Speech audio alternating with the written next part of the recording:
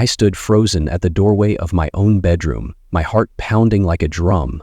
There they were, Susan and her boss, entangled in a betrayal I never imagined I'd witness in my own house. The air felt suffocating, my mind racing as anger and disbelief surged through me. This wasn't just infidelity. This was a mockery of everything we had built together. What came next was a decision that would change all our lives forever.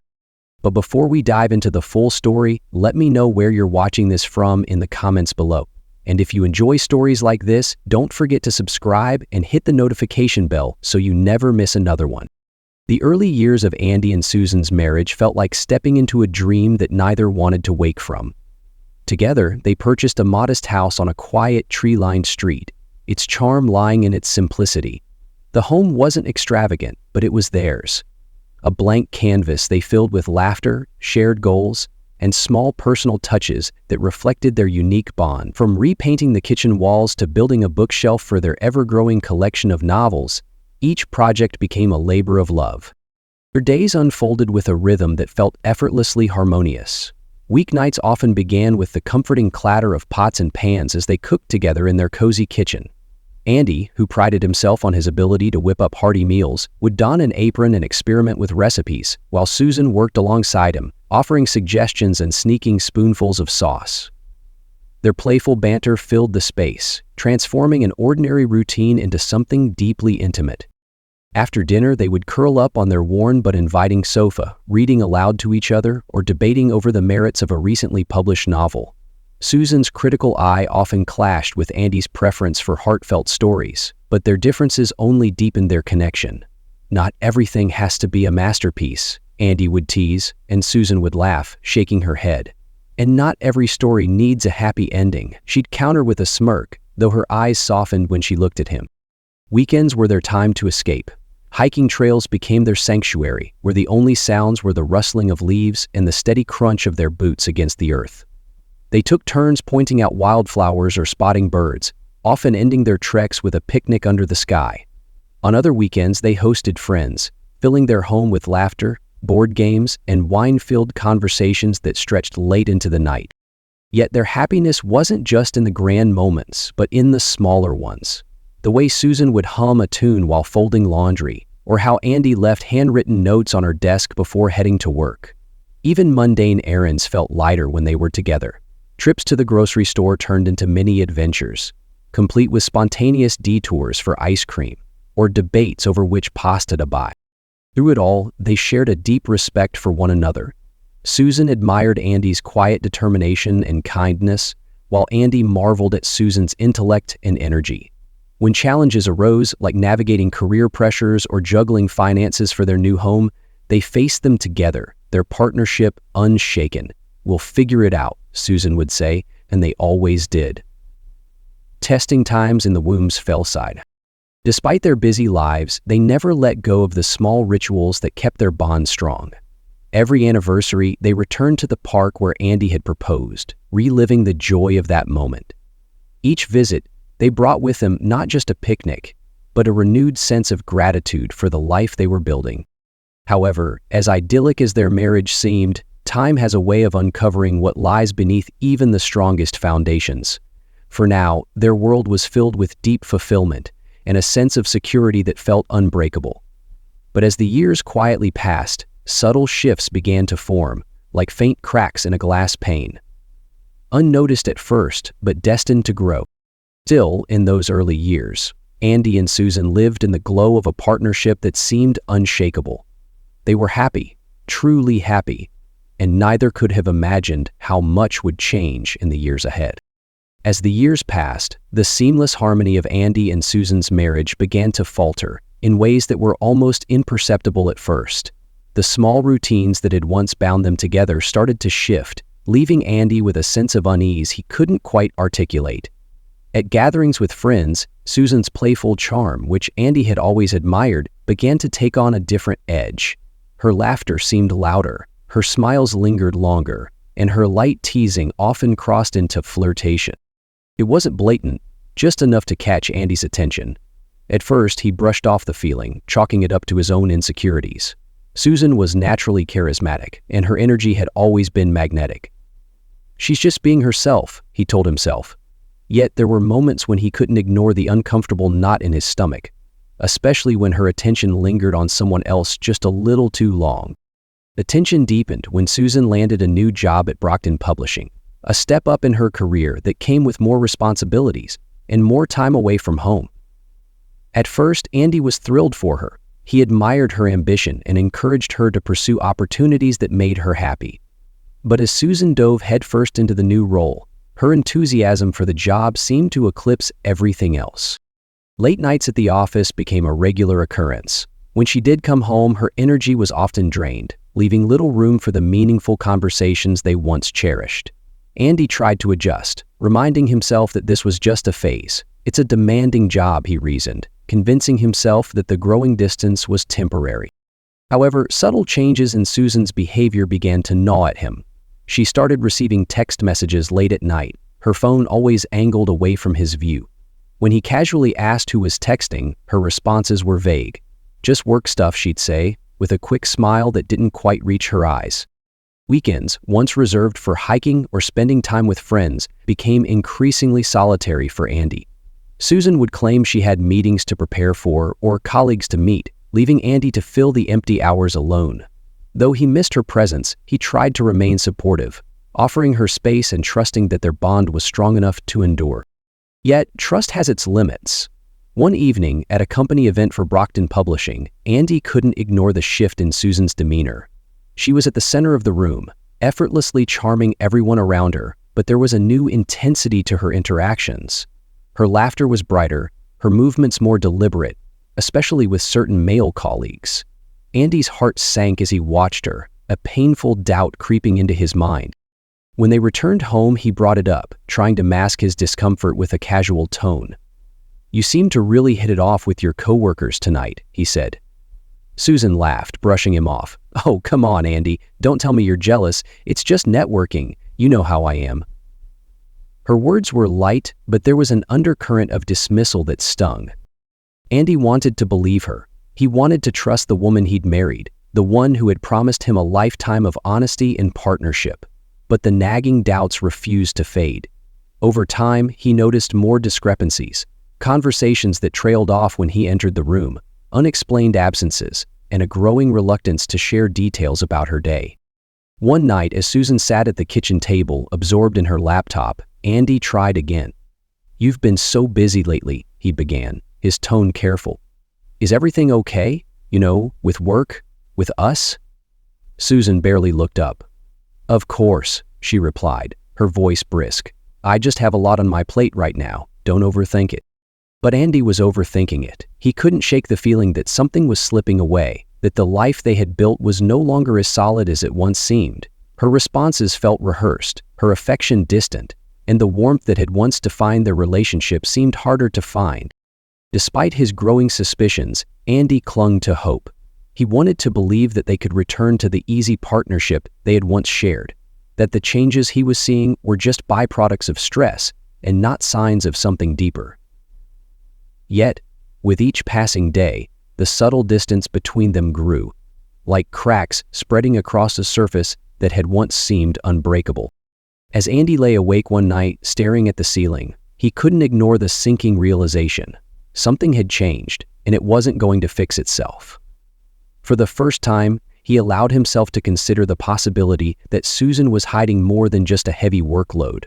What he didn't know was just how much those cracks would widen, and how much it would cost him to finally uncover the truth. Andy didn't want to meet Greg. When he received the vague message, "We need to talk, it's about Susan," his first instinct was to ignore it, but curiosity, mixed with a creeping dread, pushed him to agree. They met at a dimly lit bar on a quiet weeknight, the kind of place where people sought anonymity. Greg was already seated in a booth when Andy arrived, his nervous energy unmistakable. He fidgeted with a beer glass, his knuckles white against the amber liquid. "Andy?" Greg greeted, forcing a strained grin. His attempt at casual friendliness fell flat, and the tension between them was palpable.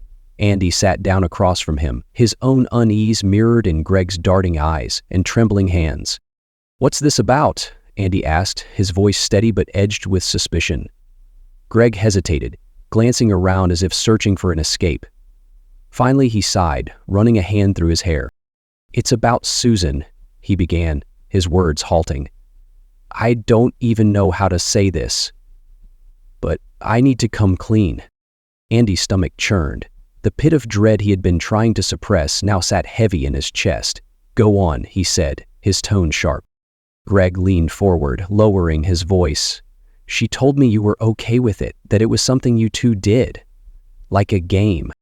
Andy froze, his mind scrambling to make sense of Greg's words. "What are you talking about?" he asked, his voice rising slightly. Greg's face flushed with guilt as he continued. "She said you knew, that you even encouraged it. Her being with other guys. She made it sound like it was part of your relationship." Andy's fists clenched under the table. "And you believed that?" he snapped, his voice cutting through the ambient hum of the bar. "She was convincing," Greg replied, his voice breaking. "She told me about how you'd talk about it afterward. How it was something you both enjoyed. Andy, I swear, if I thought for a second you didn't know." "Didn't know?" Andy interrupted, leaning forward, his eyes burning with anger. "Greg, I had no idea. I thought I was married to someone I could trust, someone who respected me." Greg recoiled as if struck, his shame evident. "I'm sorry," he muttered. "I really thought—" He stopped, looking down at the table. "It happened twice," he confessed. "Once when you were out of town, and another time last week." The weight of Greg's confession hit Andy like a blow. His chest tightened and his breath came in short, uneven bursts. He struggled to process the words, each one twisting the knife deeper. "She convinced you I was okay with this," he repeated, his voice low and shaking. "That it was all just some kind of sick game." Greg nodded miserably. "I'm sorry," he said again, his voice barely audible. "If I had known—" "Stop," Andy said, cutting him off. He needed a moment to think, to breathe, to steady himself against the tide of emotions threatening to overwhelm him. Disbelief, anger, and heartbreak churned within him, each one battling for dominance. After a long silence, Andy finally spoke, his tone cold and resolute. "Two things, Greg. First, don't ever go near Susan again. Do you hear me? Never." Greg nodded quickly. "Of course, I wouldn't." "Second," Andy continued, his voice hard, "don't tell her we talked. If she tries to reach out, make an excuse. I need time to figure this out." Greg hesitated, then nodded again. "I understand. I won't say anything." Andy stood abruptly, the chair scraping against the floor. He threw a few bills on the table and turned to leave, but paused. "You were wrong to trust her," he said, his voice heavy with bitterness. "But she's the one who betrayed me, not you." Greg looked up, his expression a mixture of gratitude and despair. "I'm sorry, Andy," he repeated, his voice cracking. Andy didn't respond. He walked out of the bar, the cool night air hitting him like a slap. His mind raced as he tried to reconcile the woman he had loved, the woman he thought he knew, with the one Greg had described. Each step away from the bar felt heavier, his heart sinking under the weight of betrayal. He wandered aimlessly for hours, unable to return home, unable to face the truth. When he finally called Susan to tell her he'd be late, his voice was flat, emotionless. "Don't wait up," he said, hanging up before she could respond. At a nearby diner, Andy sat with a burger and salad he couldn't bring himself to eat. Memories of their life together played in his mind like a cruel montage. Her laughter, their shared moments, the promises they had made. Each memory now felt tainted, a lie wrapped in illusion. When he finally returned home, the house felt unfamiliar, like a stranger's. Susan greeted him cheerfully, her usual warmth a sharp contrast to the cold storm brewing inside him. He forced himself to act normal, to mask the turmoil that threatened to consume him. That night, as she fell asleep beside him, Andy lay awake, staring at the ceiling, his mind replaying Greg's words over and over. The foundation of his marriage, the trust, the respect, the love, had been shattered. And as the dawn approached, Andy knew one thing with painful clarity. His life would never be the same. The days following Andy's meeting with Greg were a blur of restless nights and unanswered questions. The weight of Greg's confession hung over him like a storm cloud. But Andy needed clarity. He couldn't act on fragmented truths or suspicions. He needed the full picture. And so, he began to dig. His investigation started with subtle questions to mutual friends and colleagues, framed casually to avoid drawing suspicion. Most had nothing meaningful to share, but a few offhand comments about Susan's frequent work dinners and her growing social circle at Brockton Publishing added fuel to Andy's doubts. His breakthrough came when he decided to check their shared bank statements. Sitting alone in his office one evening, he scoured months of transactions, noting charges for upscale restaurants he'd never visited and hotel stays during weekends he'd spent at home. The evidence painted a damning picture, but it was a chance discovery of an old text message on their shared tablet, forgotten and unsent. They confirmed his worst fears. The message, addressed to someone named Arnold, was explicit and left no room for misinterpretation. By the time Andy confronted Susan, he had prepared himself as much as he could.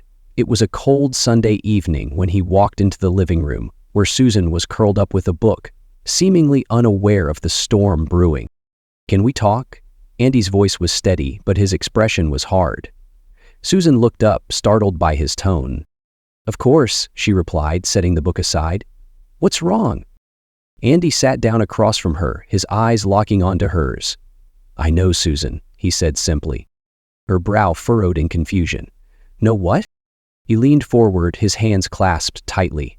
"About the other men, the lies, the betrayal. I know everything." For a moment Susan froze, her face a mixture of shock and fear. Then she tried to recover, forcing a nervous laugh. "What are you talking about, Andy? You're not making sense." "Don't," Andy snapped, his voice cold. "Don't insult me with more lies. I've spoken to Greg. I've seen the messages. I've gone through the bank statements. So, I'm going to ask you once, and I want the truth. How many men? How many times?" Susan's face crumpled, the facade she had clung to for years shattering in an instant. Tears welled in her eyes as she looked away, her voice trembling. I don't know," she stammered. "Try," Andy said sharply, his tone relentless. "How many, Susan?" After a long pause, she whispered, "Maybe 20 men." Andy felt the number hit him like a physical blow, but he forced himself to keep going. "And how many times?" he demanded. "I don't know," she said again, her voice breaking. "Maybe 200. For a moment, the room was silent except for the sound of Susan's quiet sobs. Andy sat back, the weight of her words pressing down on him. "And in our home?" he asked, his voice low but seething with anger. "Did you bring them here?" Susan hesitated, then nodded, barely able to meet his gaze. "A few times," she admitted, her voice barely audible. She forced herself to return his gaze. His eyes had not softened, nor had his body tension. Andy stood abruptly, pacing the room as he tried to contain the fury and heartbreak that threatened to consume him. "Do you have any idea what you've done?" he finally said, his voice trembling with emotion. "You didn't just betray me, you destroyed everything we built. You desecrated our home, our life, our marriage." "I'm sorry," Susan whispered, tears streaming down her face. "I never meant to hurt you. I didn't know how to stop." "Stop?" Andy interrupted, his voice rising. "You didn't want to stop, Susan. You chose this. Over and over again, you chose to lie, to cheat, to disrespect everything we stood for." Susan buried her face in her hands, her sobs growing louder. But Andy felt no sympathy. The love he once felt for her was now buried beneath layers of anger and pain. After a long silence, Andy spoke again, his tone cold and final. "I deserve better than this. Better than you. And I'll make sure I never let anyone treat me this way again." Without waiting for a response, Andy left the room, leaving Susan alone with her guilt and the wreckage of their marriage. As he closed the door behind him, he felt a strange mixture of devastation and determination. His world had been shattered, but he knew he had the strength to rebuild it. This time, without Susan. The days after Andy's confrontation with Susan were a blur of methodical planning and quiet resolve. For years, he had built his life around her, but now he focused on dismantling it piece by piece, ensuring that when he left, there would be no strings tying him to the past. The decision to leave wasn't easy, but it was necessary. A clean break, free from the lies and betrayal that had poisoned their marriage. Andy started with practicalities. He reached out to Lionel, his trusted boss and confidant, to discuss his resignation. Over a private meeting, he explained the situation in broad strokes, emphasizing the need for confidentiality. Lionel, shocked but supportive, promised to assist in Andy's transition, even connecting him with a headhunter who had approached him the previous year. Within days, Andy had an offer for a fundraising director role at a prominent nonprofit in Chicago. It was a fresh start, far from the painful memories he was leaving behind. Next, Andy tackled his finances. Quietly, he opened a new bank account, redirecting his paycheck and securing access to shared resources before informing the bank of his intent to separate accounts. He also contacted a lawyer to ensure the division of assets would proceed smoothly once the divorce papers were filed. With each step, Andy felt a sense of liberation, as though he were reclaiming pieces of himself that had been lost. Meanwhile, he began packing his belongings, careful not to arouse Susan's suspicion. He focused on items that held personal meaning, books, family heirlooms, and small mementos that reminded him of who he was before their relationship. Each box packed felt like a step closer to freedom. Edric stepped closer, but cautiously drew back from the stairs. Edric waited for a response and sat around for. However, Andy wasn't content to simply disappear. He wanted Susan to face the full weight of her actions, to understand that her betrayal had consequences. This led him to Christina, a colleague from his soon-to-be new job in Chicago. Christina was sharp, confident, and unflinchingly honest, a stark contrast to the duplicity Andy had endured. When he shared his plan with her, Christina listened carefully, her green eyes sparkling with both amusement and empathy. "You want to confront her one last time, but with me as part of the picture?" she asked, a slight smirk playing on her lips. Andy nodded. "I need her to see that I'm moving on, that I won't be broken by what she's done." Christina leaned back in her chair, considering his words. "I'll help," she said finally. "Not just because it's a bit dramatic, and, let's be honest, it is, but because you deserve to walk away with your head held high." "Yeah." With Christina's agreement, Andy finalized his plan. He left a message for Susan, inviting her to his temporary apartment in Chicago. "If you want to talk, this is your chance," he said, his voice devoid of emotion. "Saturday at 1 p.m., you'll have 1 hour." In the days leading up to the confrontation, Andy felt a mix of nerves and anticipation. He rehearsed what he would say, determined to maintain his composure. He wanted this meeting to be the last chapter of their story, a chapter where he reclaimed his dignity and left no doubt about his intentions. The morning of the meeting, Andy woke early. The apartment was sparse but clean, reflecting his resolve to begin anew. He placed a small bouquet of fresh flowers on the dining table, a subtle reminder of the life he was ready to embrace. Christina arrived an hour before Susan, dressed in an elegant but understated outfit that exuded confidence. "You sure about this?" she asked, her tone light but supportive. Andy nodded. "I've never been more sure of anything." When the doorbell rang at precisely 12:58, Andy took a deep breath and opened it. Susan stood there, her face pale but composed, her eyes searching his for any hint of warmth. Andy stepped aside, letting her in, but before she could speak, Christina appeared in the doorway behind him. Andy pressed a small button and was surprised by how familiar his voice smelled to her. With time sometimes hinted matter, Andy took a deep breath and opened the doorway behind him. "Baby, will you be long?" Christina asked casually, her tone tinged with amusement. She leaned against the door frame, radiating poise and effortless charm. Susan froze, her eyes darting between Andy and Christina. For the first time, Andy saw the cracks in her composure, the shock, the guilt, and the realization of what she had truly lost. Andy didn't say much after that. He didn't need to. The silence spoke volumes. By the time Susan left, Andy felt lighter, as though a weight had been lifted from his shoulders. Christina placed a reassuring hand on his arm. "You did well," she said softly. As the door closed behind Susan, Andy turned to Christina with a small, grateful smile. "Thank you," he said, his voice steady. For the first time in months, he felt the faint flicker of hope, a promise of better days to come. Susan arrived at Andy's new apartment promptly at 1 p.m. She wore a fitted navy dress, the one Andy had once said brought out the color of her eyes. Her makeup was carefully applied, her hair styled into soft waves. She looked composed, but her clenched hands and darting eyes betrayed the nervous energy simmering beneath the surface. Andy opened the door with a neutral expression, stepping aside to let her in without a word. "Hi," Susan began hesitantly, her voice barely above a whisper. She glanced around the apartment, her gaze lingering on the minimalist decor and the bouquet of fresh flowers on the table. "It's nice. You've always had good taste." Andy ignored the comment, closing the door with deliberate calm. "You have 1 hour," he said flatly, motioning for her to sit. Susan perched on the edge of the couch, her posture rigid.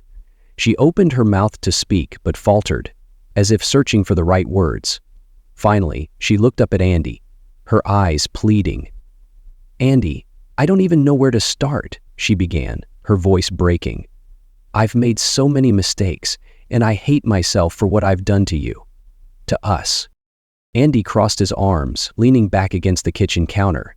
"Then start with the truth," he replied coldly. "Why? Why did you do it, Susan? Why wasn't I enough?" Tears welled in her eyes, and she shook her head. "It was never about you not being enough," she said, her voice trembling. "It was me. I was selfish. I got caught up in the thrill of it, the attention. It made me feel alive. But it was a mistake. A terrible, horrible mistake. Andy, I love you. I've always loved you." "Love?" Andy repeated, his tone sharp. "You don't do this to someone you love, Susan. You don't humiliate them, lie to them, destroy everything you built together." "I know," she whispered, her tears falling freely now. "I know I've hurt you in ways I can never undo. But I'm begging you, Andy, please give me another chance. I'll do whatever it takes to make this right. Therapy, counseling, anything. Just don't walk away." Andy's jaw tightened as he listened, her words washing over him like an old, tired song. There was a time when he might have been moved by her tears, but not now. He had seen too much, endured too much, to let himself be swayed by promises he no longer believed. "You don't get it, do you?" Andy said, his voice low but firm. "This isn't about fixing things. This is about who you are, who you've shown yourself to be. You didn't just make a mistake, Susan. You made a series of deliberate choices, over and over again, knowing exactly what they would cost." Susan opened her mouth to respond, but Andy held up a hand to stop her. "And now," he continued, "you think a few tears and empty promises will make it all go away? That I'll just forget the lies, the betrayal, the disrespect?" Her sobs grew louder, her composure unraveling. "Andy, please," she cried. "I know I don't deserve it, but I can't lose you. You're everything to me." Andy exhaled slowly, his expression softening for just a moment. "You already lost me, Susan," he said quietly. "The moment you decided your selfish desires were more important than our marriage." The silence that followed was heavy, broken only by Susan's muffled sobs. Andy glanced at the clock, noting the time. Her hour was nearly up. As if on cue, a soft voice called from the doorway to his bedroom. "Baby?" Christina said, stepping into the room with an effortless grace. She was dressed casually in a pale blue robe, her hair slightly tousled. "Are you coming back to bed?" Susan's head whipped around, her tear-streaked face frozen in shock. For a moment she seemed incapable of speech, her gaze darting between Andy and Christina. Who is she?" she finally choked out. Andy straightened, his posture calm but resolute. "This is Christina," he said simply. "She's part of my life now." Susan's hands trembled as she tried to process what she was seeing. "You've moved on?" she whispered, her voice barely audible. "Yes," Andy replied, his tone steady. "I have. You had your hour, Susan. Now, it's time for me to live my life." Christina crossed the room, placing a hand gently on Andy's arm. Her presence radiated confidence and calm, a stark contrast to Susan's unraveling. "It's time for her to go, isn't it?" Christina asked, her voice kind but firm. Andy nodded. Turning to Susan, he gestured toward the door. "We're done here." Susan stood slowly, her movements stiff and mechanical. Her face was a mask of devastation, her eyes hollow. "I'm sorry," she whispered one last time before walking to the door.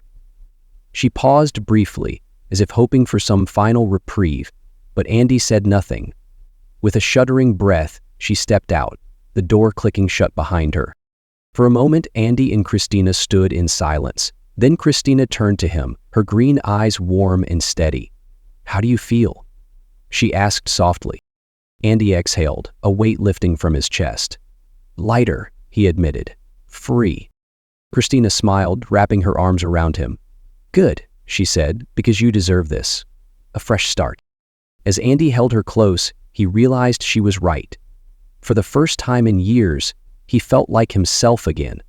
Strong, clear-headed, and ready to face whatever came next. The chapter with Susan was over, and Andy was finally writing a new story, one where he chose his own happiness. The move to Chicago marked a new chapter in Andy's life, one defined by clarity and purpose. He arrived with little more than a few suitcases, a carefully curated collection of books, and the resolve to rebuild. The sleek, modern two-bedroom apartment he'd chosen felt like a clean slate, its minimalist design a stark contrast to the cozy, cluttered home he'd shared with Susan. This space wasn't just a home, it was a symbol of his fresh start. In those early weeks, Andy threw himself into his new job at the nonprofit. The work was demanding but fulfilling, giving him a sense of direction he hadn't felt in years. His colleagues were supportive, and he quickly found his footing.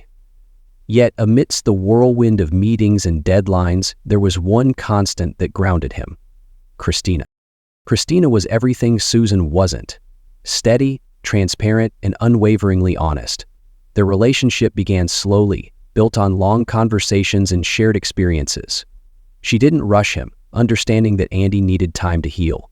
Instead, she offered him the one thing he had been missing for so long: trust. Their bond grew naturally, like sunlight coaxing a plant to bloom. On evenings when the city buzzed with life, Andy and Christina would retreat to his apartment, cooking dinner together and sharing stories about their pasts. Christina spoke openly about her own heartbreaks, and Andy found solace in her vulnerability. In return, he shared pieces of his own story, finding that each conversation lightened the burden of his past.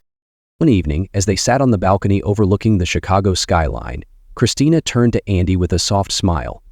"Do you ever regret leaving everything behind?" she asked, her voice thoughtful. Andy shook his head, his gaze steady. "Not for a second," he replied. "If I hadn't left, I wouldn't have found this." He gestured to the city lights, then to her. "I wouldn't have found you." Christina reached for his hand, her touch warm and reassuring. "I'm glad you did," she said simply. Their relationship wasn't without its challenges. Andy's scars ran deep, and there were moments when the weight of his past threatened to resurface. But Christina's patience and understanding helped him navigate those moments.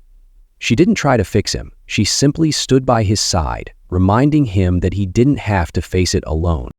Slowly, Andy began to trust again, not just in Christina, but in himself. He realized that the betrayal he had endured didn't define him.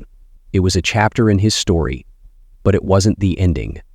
With Christina, he found the courage to open his heart again, to embrace the possibility of love without fear.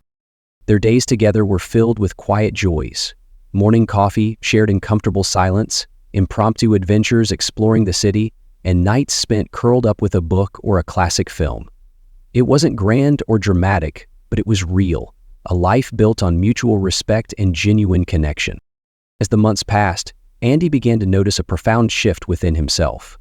The bitterness that had once consumed him was replaced by gratitude. He was grateful for the lessons he had learned, painful as they were, and for the chance to start anew. Most of all, he was grateful for Christina, who had shown him that love could be simple and honest, without games or deceit.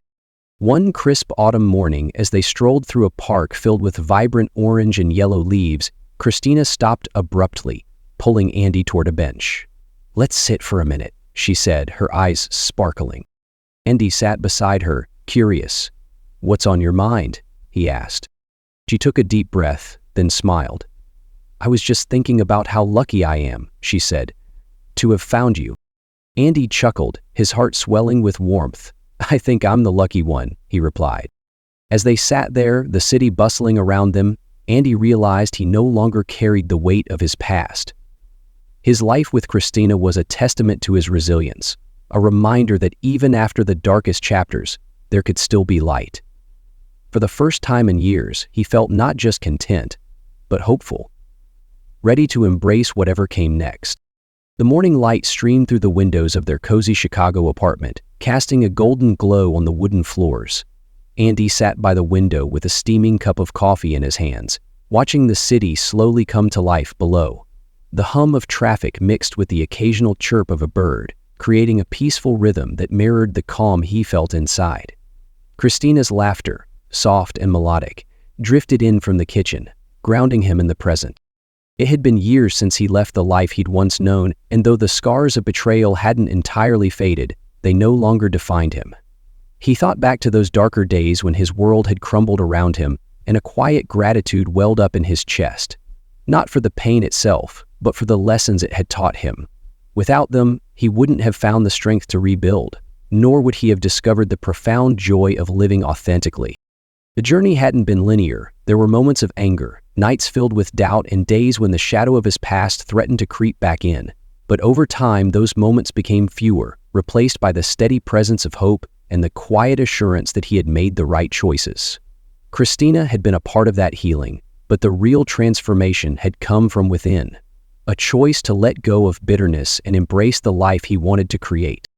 Andy glanced down at his coffee and smiled, recalling a conversation he once had with Christina. She had told him that resilience wasn't about bouncing back. It was about growing stronger in the face of adversity. He hadn't understood it fully then, but now, sitting here in the home they had built together, he felt the truth of those words. "Lost in thought again?" Christina's voice pulled him from his reverie. She appeared in the doorway, holding her own mug, her dark hair loosely tied back, and her green eyes bright with curiosity. Andy grinned. "Just thinking about how far we've come," he said, motioning for her to join him. She settled into the chair beside him, her hand finding his with an ease that spoke of years spent together. "Well," she said, her tone playful, "if you're feeling philosophical, don't forget to include how amazing I am." Andy laughed, shaking his head. "Oh, don't worry, that's at the top of the list." They sat in comfortable silence, watching the city bustle beneath them. It wasn't the grand moments that defined their life together. It was this: the quiet mornings, the shared cups of coffee, the unspoken trust that bound them. Christina leaned her head on Andy's shoulder, and he closed his eyes, savoring the warmth of her presence. Reflecting on his journey, Andy realized he no longer carried the weight of resentment. Instead, he felt an overwhelming sense of fulfillment. The betrayal he had endured had once seemed like an ending, but it had been the beginning of something far greater. It had forced him to confront his own strength, to redefine his priorities, and to build a life rooted in honesty and love. As the sunlight spilled across the room, Andy tightened his grip on Christina's hand. "Thank you," he said softly. "For what?" she asked, tilting her head to look at him. "For being here," he replied. "For reminding me that life can be good again." She smiled, her eyes brimming with affection. "It always could be, Andy. You just needed to believe it." "It is," she cocked her head, thinking. In that moment, Andy knew she was right. The past had shaped him, but it didn't own him. His life, his happiness, his future, they were his to create, and for that, he was profoundly grateful.